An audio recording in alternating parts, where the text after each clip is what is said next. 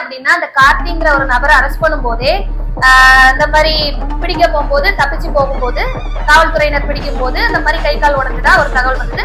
அது நிமித்தமா மருத்துவமனையில சிகிச்சை பெற்றுட்டு வந்தாரு. அப்புறம் இப்பதான் ரீசெண்டா சிறைக்குள்ள விட்டுருக்காங்க. விட்ட இடத்துல பாத்தீங்க அப்படின்னா இந்த மாதிரி விஷயங்கள் வந்து கேள்விப்படுறோம். பொதுவா இந்த சிறையை பொறுத்தவரை என்ன அப்படின்னு பாத்தீங்க அப்படின்னா நம்மளோட சவுத் சைட்ல அந்த சைட்ல எல்லாம் பாத்தீங்க அப்படின்னா இந்த குவாரண்டைன் வந்து கேஸ்ட் ரீதியா பிரிச்சிருப்பாங்க. ஏன்னா அங்க வந்து கேஸ்ட் பிரச்சனை பயங்கரமா இருக்கும் சவுத் சைட்லாம்.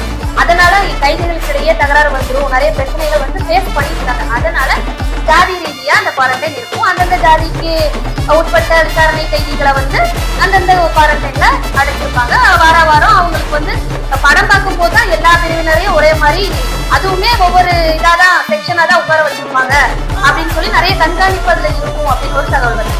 இதுல பாத்தீங்கன்னா இந்த கோயம்புத்தூர் சிறையை பொறுத்தவரை எல்லாரையுமே நல்லா மிங்கிள் பண்ணி தான் போட்டிருக்காங்க அப்படின்னு